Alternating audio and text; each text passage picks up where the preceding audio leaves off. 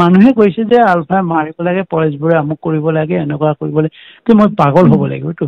মই কাৰোবাৰ মানে অনুভূতি আৱেগ প্ৰৱণ হৈ এটা ভুল কথা কিছুমান কওঁ, এইটোতো আমি মানি ল'ব নোৱাৰো নহয়। ৰাজনীতি দলবিলাকতো লাভান্বিত হোৱাতে থাকিব, বিজেপি হওক, এজিপি হওক, আজাপ হওক, কংগ্ৰেছ হওক, চবেইতো নিজৰ নিজৰ তালে তালে চলিব। এতিয়া মৃত্যুৰ পিছতে এইবিলাক কথা ওলাব পাৰে নে? জুবিনৰ হৃদাৰ্থ এনেকুৱা কৰিছে, হৃদাৰ্থ এনেকুৱা খাইছে, চামকানু এনেকুৱা কৰিছে, আমুকে এনেকুৱা কৰিছে, তেতিয়া প্ৰকাশ্যে কিয় কৰা নাই? প্ৰকাশ্য কিয় কৰা নাছিলে? এইটোৱে কথাটো। কোন জগৰীয়া?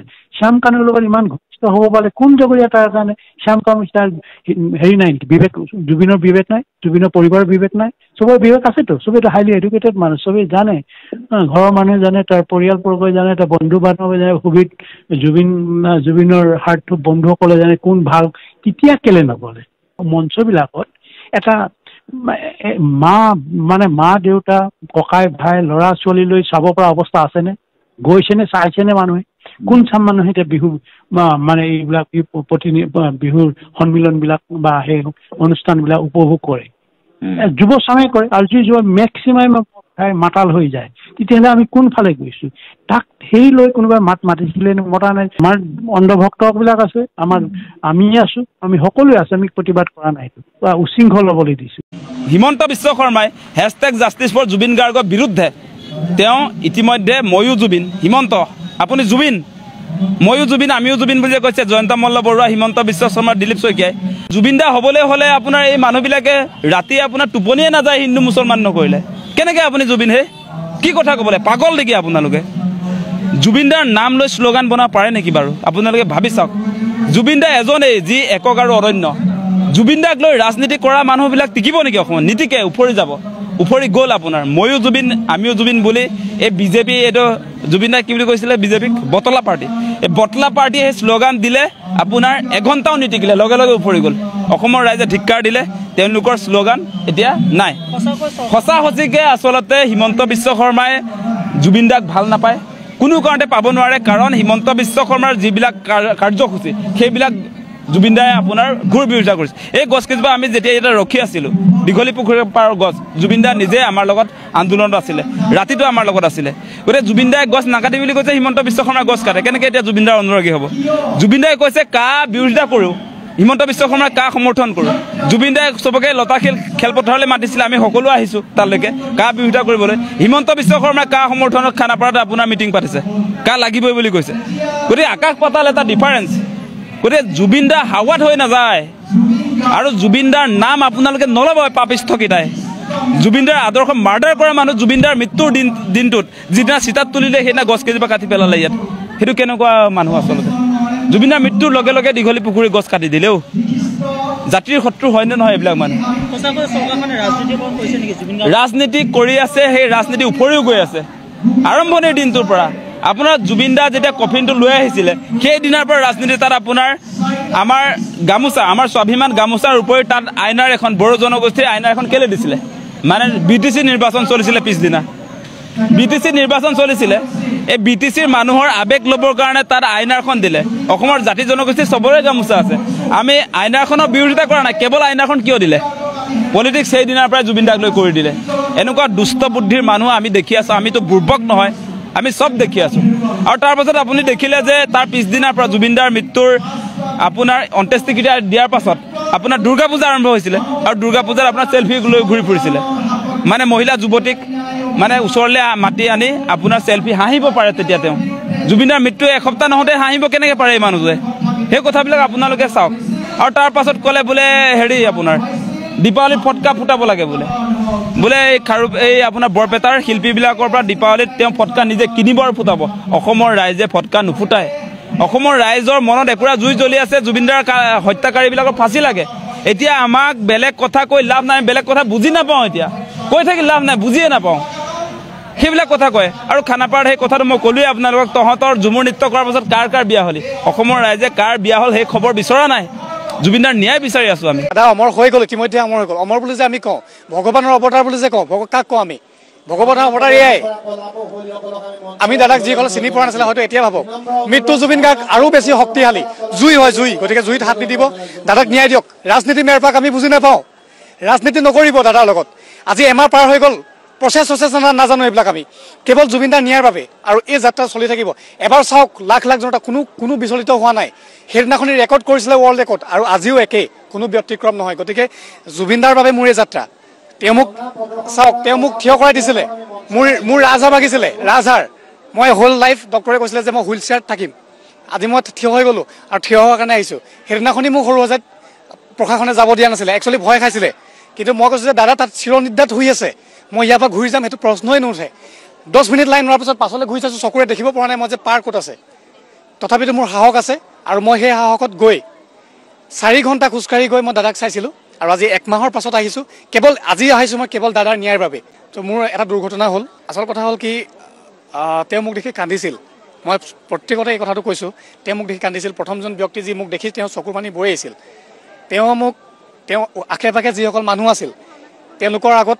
মোক তই চোলা খোলচোন তই কেনেকুৱা ল'ৰা আছিল তই কি হৈ গ'ল এনেকৈ কৈ কান্দিছিল তেনেকুৱা এজন ব্যক্তি আৰু তেওঁ মোক এটা নাম দিছিল মই আজি ক'বলৈ মোৰ বেয়া নালাগে তই মোক এটা কথাই কয় দাদা তই মোক যেতিয়া মেছেজ কৰিবি পাপু লেঙৰা ত্যাগী বুলি লিখি দিবি আচ্ছা মই বাৰু এনেকৈ ক'লে দাদাই তেনেকৈ কৈছে মই তেনেকৈ সদায় লিখোঁ লাষ্টত দাদাই কয় তই লেঙেৰা অঁতৰাই দিবি ত্যাগী বুলি লিখি দিবি বুলি কয় আচ্ছা ত্যাগী বুলি যে লিখিলে দাদাৰ তেওঁ এজন বেলেগ মানে তেওঁ একক অনন্য অদ্বিতীয় 10টা জনম ল'লেও কোনো জুবিন গাৰ্গ হ'ব নোৱাৰে আৰু সেই যে ত্যাগী বুলি ক'লে সঁচাকৈ জীৱনটোত বহুত ত্যাগ কৰিছোঁ মই ত্যাগ কৰাৰ সীমা চেৰাই গৈছে তথাপিতো মই ষ্টিল থিয় হৈ আছোঁ আৰু জুবিন আদৰ্শৰে সদায় অনুপ্ৰেৰিত যি কৰি যাম জীৱনটোত সদায় সেই আদৰ্শৰে কৰি যাম তাত কেতিয়াও বিচলিত নহয় কেতিয়াও হেৰি নহয় হৈছে এতিয়া গৰিমা একো নাজানিছিলে গৰিমাই যিটো জুবিন গাৰ্গৰ ব্যক্তিত্ব বেলেগ আছিল আমি টিভিত আহি পেলাই টক শ্ব'ত আহি পেলাই অপেনলি কথাবিলাক ক'ব পাৰোঁ কিন্তু মই যেতিয়া জুবিন গাৰ্গক যেতিয়া ঘৰত লগ পাওঁ মই কথা ক'ব নোৱাৰা হৈ যাওঁ তেওঁৰ ব্যক্তিত্ব এইটো এনেকুৱা আছিলে যে তেওঁ সকলোকে এটা এনাৰ্জি তেওঁৰ ইমান এনাৰ্জেটিক আছিলে ইমান এনাৰ্জি ক্ৰিয়েট কৰি ৰাখে বাকীখিনি নিউট্ৰেলাইজ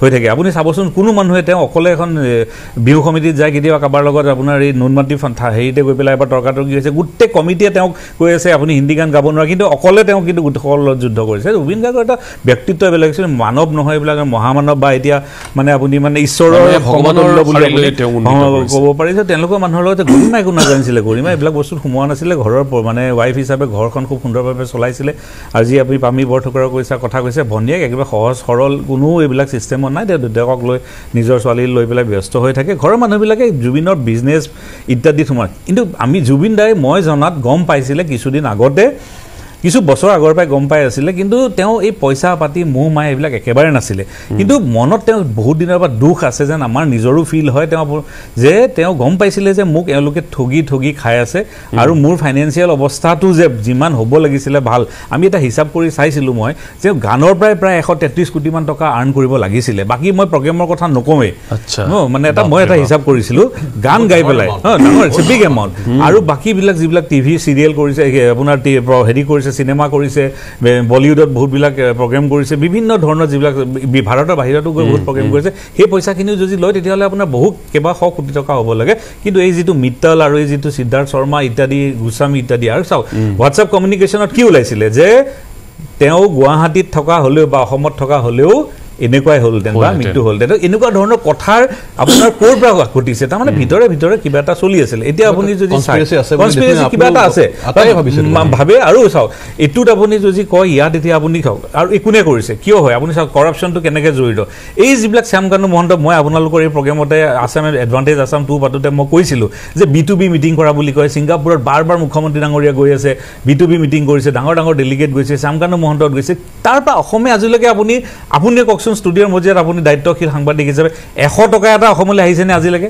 আপুনি পাইছেনে কিবা তথ্য যেতিয়া মই এই কথাখিনি আপোনালোকৰ এই জেগাতে বহি পেলাই মই যেতিয়া এডভান্টেজ আছাম 2 পাতোতে মই কৈছোঁ যে এইবিলাক 1000 কোটি টকা খৰচৰ এটা বাহানা হৈছে আৰু একো নাই ইয়াৰ পৰা একো নাহে এতিয়া কথাটো হৈ গ'ল কি এই মহন্ত ফেমিলি আৰু 2-4টা ফেমিলি আছে অসমত কংগ্ৰেছ চৰকাৰে থাকক এজিপি চৰকাৰে থাকক বিজেপি চৰকাৰে থাকক তেওঁলোকে সৰ্বা হাজৰিকা দাই কোৱাৰ নিচিনাকৈ যে শ্যামকানু মহন্ত ইমান শক্তিশালী যে মোহন ভাগৱতক লগ কৰিব স্বয়ং প্ৰধানমন্ত্ৰীয়েও এপইণ্টমেণ্ট ল'ব লাগে সেই মোহন ভাগৱতৰ লগত শ্যামকান্ত মহন্তৰ যদি ফটো থাকে শ্যামকান্ত মহন্তই কিয় জুবিন গাৰ্গক তাত গৈ পেলাই আপোনাৰ এলাগি কৰিছিলে কিয় তেওঁ কেয়াৰ ল'ব কিয় তেওঁ ডেম কেয়াৰ হৈ গৈছিলে তেওঁ জানে মোৰ আশীৰ্বাদ মুখ্যমন্ত্ৰী আছে প্ৰধানমন্ত্ৰী মোৰ আশীৰ্বাদ আছে মোৰ দাদা ডিজিপি আছিলে তথ্য আয়োগৰ চিফ ইনফৰমেশ্যন কমিশ্যনাৰ মোৰ ভাইক নিজেই ভাইচ চেঞ্চেলৰ গুৱাহাটী ইউনিভাৰ্চিটি যাকে যি মন যায় ক'ব পাৰে যাকে যেতিয়া ডিজিপি তাকে পিঠি বহল কৰিব পাৰে সাধাৰণ কথাত চব মোৰ ওচৰত মানে অগাধ পাৱাৰ আছে মই যি মন যায় কৰিব পাৰে তেওঁ জুবিনক নিলে আৰু এইটো কথা নহয় অকল জুবিনক নি পেলাই তাত কেয়াৰ নোলোৱাটো নহয় তেওঁ লগতে জুবিনক বহু বছৰৰ পৰা ঠগাইও আছিলে কাম কৰে গান গোৱাই চব কৰে কিন্তু এটা টকাও নিদিয়ে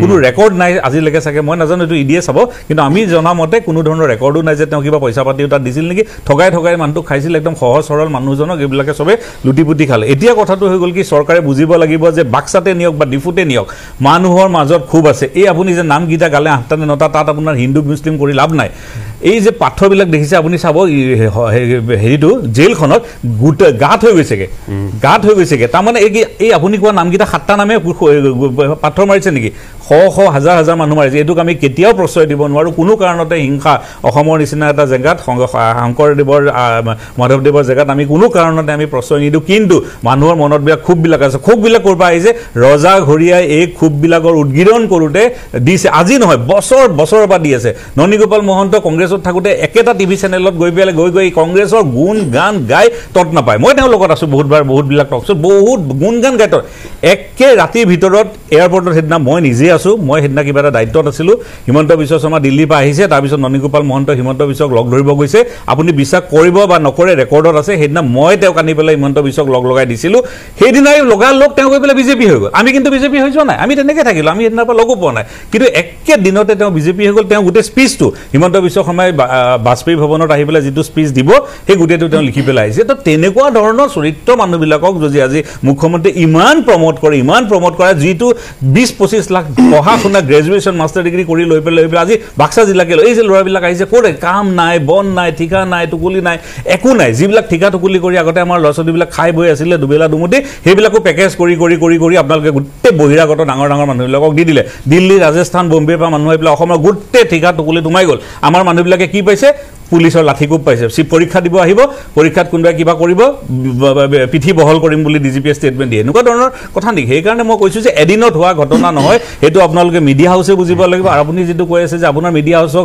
কোনোবাই শিলগুটি মাৰিছে নাই মাৰা কোনো অসমৰ মিডিয়া হাউচক আমি সকলোৱে সন্মান কৰোঁ মিডিয়া আপোনাৰ অসমৰ মিডিয়া এতিয়াও ইমান যে নিউট্ৰেল হৈ আছে গোটেই ভাৰতবৰ্ষৰ আমি কওঁ যে গদিয়া মিডিয়া বুলি অসমৰ মিডিয়াক কিন্তু আজিলৈকে আঙুলি তুলিয়াব কোনেও পৰা নাই দুই এটাৰ বাহিৰে কিয় পাৰিছে জানে কিয় আপোনালোকে সেই নিউট্ৰেলিটিটো আজি তাৰিখলৈকে বজাই ৰাখিছে আপোনালোকৰ মিডিয়া চেনেলক কোনো এটেক কৰা নাই মই ক'ব বিচাৰোঁ যে গাড়ী জ্বলা দিয়া নাই সেই সময়ত ক'ৰ শিলগুটি কাৰ তাত গৈছে ক'ৰ জুই ক'ৰ পেট্ৰল কোনোবাই দিছে যে সেইটো আচলতে উদ্দেশ্যপ্ৰণীত নহয় বুলি আমিও জানো সেইটো আমি একদম ভালকৈ জানো সেইটো উদ্দেশ্যপ্ৰণীত নহয় যি ঘটি গ'ল আচলতে কোনেও আচলতে আশাও কৰা নাছিলে কোনেও হয়তো ভাবিবও নোৱাৰিলে আচলতে সেই কম সময়ৰ ভিতৰতে সেই 1-1.5 ঘণ্টাৰ ভিতৰত আচলতে ইমান ডাঙৰ এটা ঘটনা ঘটি যাব বুলি কোনেও ভবা নাছিলে অসমৰ মুখ্যমন্ত্ৰীগৰাকীয়ে আজি সংবাদ মাধ্যমৰ আগত কোৱা দেখিছোঁ যে ভুৱা পোষ্টমৰ্টেম ৰিপৰ্টখন বিলাই থকা মানুহবোৰৰ ভিতৰত উৎপল শৰ্মাও এজন এইটো গোকাত মিছা কথা আৰু মুখ্যমন্ত্ৰীৰ আসনৰ পৰা এনে স্পৰ্শকাতৰ মুহূৰ্তত এনে গোকাত মিছা কথা নকবৰ কাৰণে তেখেতক আমি আহ্বান জনাইছোঁ আৰু প্ৰত্যাহ্বান জনাইছোঁ যে উৎপল শৰ্মাই সামাজিক মাধ্যমৰ ক'ত ভুৱা পোষ্টমৰ্টেম ৰিপৰ্ট বিলাইছে সেই কথাটো তেওঁ দেখুৱাই দিয়ক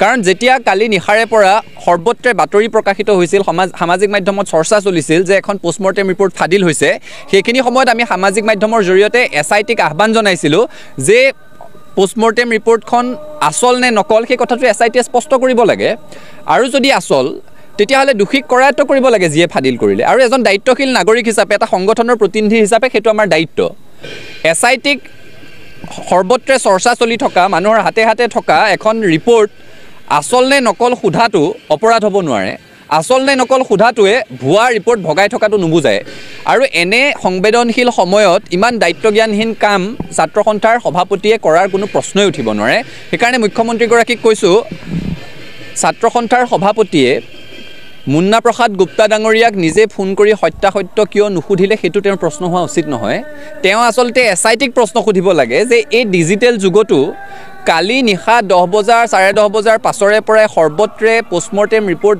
ফাদিল হোৱা বুলি বাতৰি প্ৰকাশ হোৱাৰ পাছতো তেওঁলোকক কিহৰ কাৰণে 10-12 ঘণ্টা লাগি গ'ল স্পষ্টীকৰণ দিবৰ কাৰণে এই স্পৰ্শকাতৰ মুহূৰ্তত ইমান সময় কিয় লাগিল সেইটোহে মুখ্যমন্ত্ৰীয়ে SITক প্ৰশ্ন সোধা উচিত আৰু একে সময়তে পুনৰ মুখ্যমন্ত্ৰীক দাবী জনাইছোঁ এই ৰিপৰ্টটো ভুৱা বুলি কৈ দায়িত্ব সামৰিলেই নহ'ব এই স্পৰ্শকাতৰ সময়ত জাতিটোৰ জটিল ক্ষণত এনে ৰিপৰ্ট প্ৰকাশ কৰি কোনে ফাদিল কৰিছিলে, এনে ভুৱা ৰিপৰ্ট প্ৰচাৰ কৰিবলৈ কোনে সাহস কৰিছিলে, তেওঁলোকক কৰায়ত্ব কৰি দৃষ্টান্তমূলক শাস্তি দি দেখুৱাওক, সেইটোহে প্ৰত্যাহ্বান।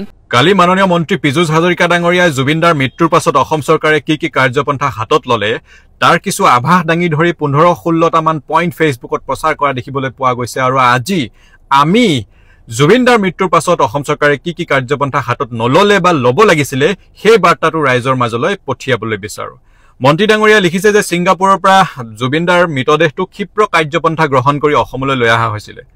মাননীয় মন্ত্ৰী ডাঙৰীয়া, জুবিনদাৰ মৃত্যু হৈছিলে 19 ছেপ্টেম্বৰ তাৰিখে আৰু মৃতদেহটো আহি পাওঁতে পাওঁতে হৈছিলে 21 ছেপ্টেম্বৰ। গতিকে আপোনালোকৰ মতে এইটো সোনকাল হ'ব পাৰে, আমাৰ মতে সোনকাল নহয়, 2 দিন লাগিলে। ৰিচিভ কৰিব যোৱা কথা আছিলে, তালৈ ছিংগাপুৰলৈ কোনো নগ'ল। তাৰ পাছত চাৰ্টাৰ্ড প্লেনেৰে অনা কথা আছিলে, নৰ্মেল কমাৰ্চিয়েল প্লেনৰ লাগেজত জুবিনদাৰ মৃতদেহটো আনিবলগীয়া হ'ল, এইবোৰ কথাটো আছেই। 2 নম্বৰ, তেখেতে লিখিছে সৰু সজাইত অনুৰাগীয়ে দৰ্শন কৰিবৰ বাবে জুবিন গাৰ্গৰ নচৰ দেশ ৰখাৰ ব্যৱস্থাটো ঠিকেই কৰিছিলে, কিন্তু প্ৰথম দিনাৰ ব্যৱস্থাত ৰাইজে যিবোৰ প্ৰশ্ন উঠাইছে, যিবোৰ অব্যৱস্থাপনা আছিলে, যিবোৰ খেলি মেলি আছিলে, নিউজত ৰাইজে খুব প্ৰকাশ কৰাৰ পাছতহে দ্বিতীয় দিনাখন আপোনালোকে বাঁহ বান্ধি দিছিলে আৰু পৰিপাটিকৈ ৰাইজ যাব পাৰিছিলে। গতিকে তাতো আপোনালোকক ৰাইজে হেঁচা দিবলগীয়া হৈছিলে। তাৰ পাছত মাননীয় মন্ত্ৰী ডাঙৰীয়াই লিখিছে যে জুবিন গাৰ্গৰ পৰিয়াল আৰু বিশেষ কিছু ব্যক্তিৰ পৰামৰ্শ অনুসৰি সোণাপুৰত অন্ত্যেষ্টিক্ৰিয়াৰ আয়োজন আৰু ৰাষ্ট্ৰীয় মৰ্যাদাৰে সেই অন্ত্যেষ্টিক্ৰিয়া সম্পন্ন। মাননীয় মন্ত্ৰী ডাঙৰীয়া, ইতিমধ্যে অসমবাসীয়ে, ভাৰতবাসীয়ে, পৃথিৱীবাসীয়ে জুবিনদাক আন্তঃৰাষ্ট্ৰীয় মৰ্যাদা দি থৈছে। গতিকে ৰাষ্ট্ৰীয় মৰ্যাদাটো জুবিনদাৰ কাৰণে একেবাৰে ন্যূনতম, আৰু যিখন চৰকাৰে নাথাকক কিয় সেই চৰকাৰে সেইখিনি দিবই লাগিব, কাৰণ জুবিনদা হয়।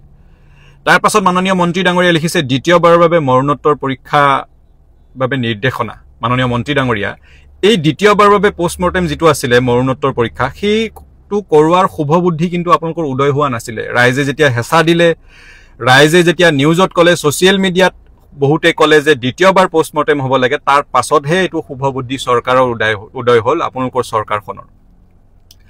তাৰ পাছত SIT আৰু ন্যায়িক আয়োগ গঠন, এইটোতো একেবাৰে সাধাৰণ কথা। জুবিনদাৰ শেষকৃত্য সম্পন্ন হোৱাৰ আগতেই আমাৰ ৰাইজৰ দাবী আছিলে যে উচ্চতম ন্যায়ালয়ৰ ন্যায়াধীশৰ দ্বাৰা ন্যায়িক আয়োগ গঠন হ'ব লাগে আৰু CBIক দিব লাগে। গতিকে এইটো ৰাজ্যিক পৰ্যায়ত দিছে, এইটোতো যিকোনো চৰকাৰৰ দায়িত্ব হয়। তাৰ পাছত মাননীয় মন্ত্ৰী ডাঙৰীয়াই MLAT কথা লিখিছে, মিউচুৱেল লিগেল এছিষ্টেণ্ট ট্ৰিটিৰ কথা লিখিছে। এতিয়া ৰাইজক এইটোও জনাই দিব লাগিছিলে যে MLATখন আপোনালোকে কেতিয়া এইটো প্ৰচেছত আনিছে, সেই তাৰিখটো একেলগে জনাই দিব লাগিছিলে। কি আগবাঢ়িছে অলপ ব্ৰিফিং কৰি দিব লাগিছিলে ৰাইজক।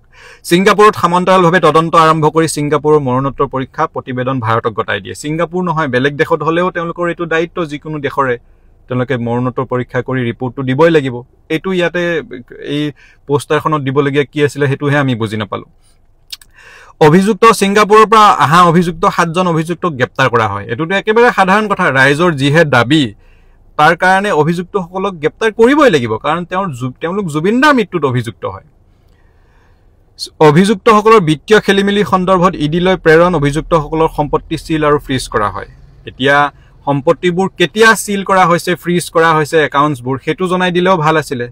নিউজত পোৱা মতেতো শ্যামকানু মহন্তৰ ঘৰটোও চিল কৰা হৈছিলে, পাছত আকৌ নিউজত পালোঁ যে সেই ঘৰটোলৈ মানুহ অহা যোৱা কৰি আছে, ঘৰটোৰ ভিতৰত লাইট জ্বলি আছে। সেইবোৰ কথাও অলপ স্পষ্টীকৰণ এই পোষ্টাৰখনতে দি দিব লাগিছিলে। তাৰ পাছত মাননীয় মন্ত্ৰী ডাঙৰীয়াই লিখিছে ছিংগাপুৰৰ অসম এছ'চিয়েশ্যনৰ অধিকাংশ সদস্যই গুৱাহাটীলৈ আহি তদন্ত প্ৰক্ৰিয়াত সহায় কৰে। ইমান পাতলকৈ এই কথাটো কিয় লিখিছে? কিহৰ অসম এছ'চিয়েশ্যন আৰু তেওঁলোক সদস্য বা কিহৰ সহায় কৰিছে? তেওঁলোক জুবিনদাৰ মৃত্যুত অভিযুক্ত, তেওঁলোকৰ FIRত নাম আছে।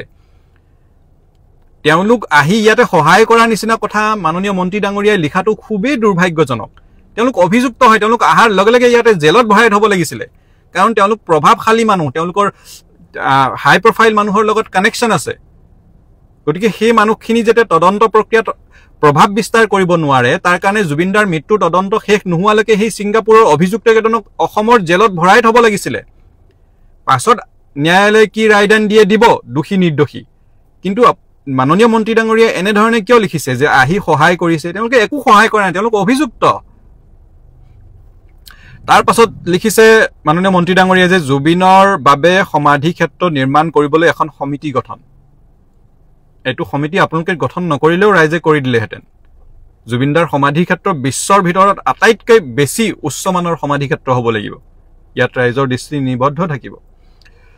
গোচৰৰ শুনানিৰ বাবে ফাষ্ট ট্ৰেক আদালত গঠন কৰে এইটোতো একেবাৰে স্বাভাৱিক কথা মৃত্যু সাধাৰণ মানুহৰ হোৱা নাই জুবিনদাৰ হৈছে গতিকে ফাষ্ট ট্ৰেক আদালতটো লাগিবই অতি শীঘ্ৰেই আমাক ন্যায় লাগিব জুবিনৰ পাৰ্থিব শৰীৰ গুৱাহাটীত থকা দিনকেইটাত সুন্দৰ ব্যৱস্থাপনা ইতিমধ্যে আমি কলোৱেই নহয় কি সুন্দৰ ব্যৱস্থাপনা যে ৰাইজে নিউজত আহি খুব প্ৰকাশ কৰিবলগীয়া হৈছিল তাৰ পাছতহে ব্যৱস্থাপনাটো সুন্দৰ হৈ পৰিল উক্ত দিনকেইটাৰ প্ৰতিটো মুহূৰ্তৰ খবৰ ৰাইজক নিয়াৰিকৈ দি থকা হয় এটো কিবা পোষ্টাৰখনত দি থাকিবলৈ কথা নাই জনসমাগম জনসমুদ্ৰ হিকিটা দিন আজিলৈকে ৰাস্তাত ফিল্ডত ভৰ্তি হৈ আছে সোণাপুৰত নিউজত অকল জুবিনদাৰ নিউজে বজি আছে পৰিয়ালৰ সন্মতি সাপেক্ষে যোৰহাটত মৃত্যুৰ 13 দিনৰ মাংগলিক অনুষ্ঠান এতিয়া সেই মাংগলিক অনুষ্ঠানটো আমি শুনামতে ৰাইজৰ উদ্যোগতহে হৈছিল যোৰহাটবাসী এতিয়া চৰকাৰ ক'ত সোমাল আমি কিন্তু গম পোৱা নাই আৰু যদি কিবা সহায় কৰিছেও এটো আৰু পোষ্টাৰত দিবলগীয়া কথা নাই মাননীয় মন্ত্ৰী ডাঙৰীয়া তাৰ পাছত মাননীয় মন্ত্ৰী ডাঙৰীয়া লিখিছে তদন্ত প্ৰক্ৰিয়াৰ সহায়ৰ বাবে SIT সিংগাপুৰ ভ্ৰমণৰ অনুমতি লাভ এতিয়া কিমান দিনৰ পিছত অনুমতি লাভ কৰিছে মাননীয় মন্ত্ৰী ডাঙৰীয়া সেইটো ভৰাই দিব লাগিছিল পোষ্টাৰখনত তেতিয়া আমি ভাল পালোহেতেন এটা কথাটো হল মাননীয় মন্ত্ৰী ডাঙৰীয়া যিখিনি আজিলৈকে হৈছে সেই গোটেইখিনি ৰাইজৰ হেসাত ৰাইজৰ প্ৰবল দাবিত হৈছে ইয়াতে চৰকাৰে ক্ৰেডিট পাবলগীয়া বা আপুনি পোষ্টাৰত এইবোৰ প্ৰচাৰ কৰি ক্ৰেডিট লবলগীয়া ধৰণৰ কোন ধৰণৰ কথা নাই বৰং আপোনালোকে ৰাইজৰ ক্ষোভৰহে সন্মুখীন হৈছে বহু কাম ৰাইজে কোৱা মতে আৰু সময়মতে নকৰি সেইবোৰত আজি বাৰু নাযাও ইতিমধ্যে সেইবোৰ প্ৰচাৰিত হৈ আছে সামাজিক মাধ্যমত নিউজত গতিকে মাননীয় মন্ত্ৰী ডাঙৰীয়ালে এটা আহ্বান অতি শীঘ্ৰেই জুবিনদাক ন্যায় দিয়াৰ ব্যৱস্থা কৰক আৰু এনে ধৰণৰ প্ৰচাৰ কৰি ৰাজনীতি কৰি নাথাকিলেও হ'ব আৰু ইতিমধ্যে আপোনালোকে ভিডিঅ'টোৰ যোগেদি বহুখিনি কথাই গম পাইছে আচলতে জুবিনদাৰ ন্যায়ক লৈ পিনি সকলোৱে আশাৰে বাট চাই আছে জুবিনদাৰ ন্যায় পাওক জুবিনদাৰ সমগ্ৰ অনুৰাগীয়ে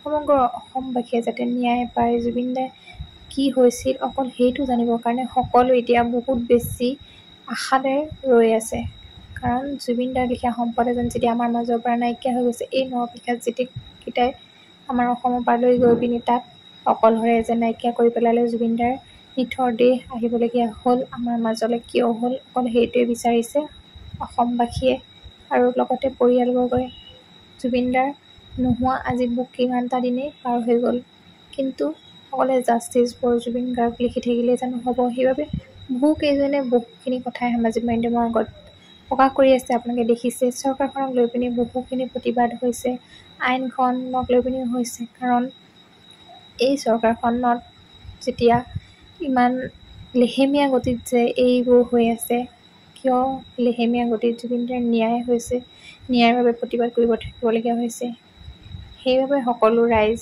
ওলাই আহিছে জুবিনদাৰ অনুৰাগীসকল ওলাই আহিছে জুবিনদাৰ যাতে সোনকালে ন্যায় পায় এই অপৰাধীকেইটাক যাতে সোনকালে কঠোৰতকৈ কঠোৰতম শাস্তি দিয়ে সকলোৱে সেইটোৱে বিচাৰিছোঁ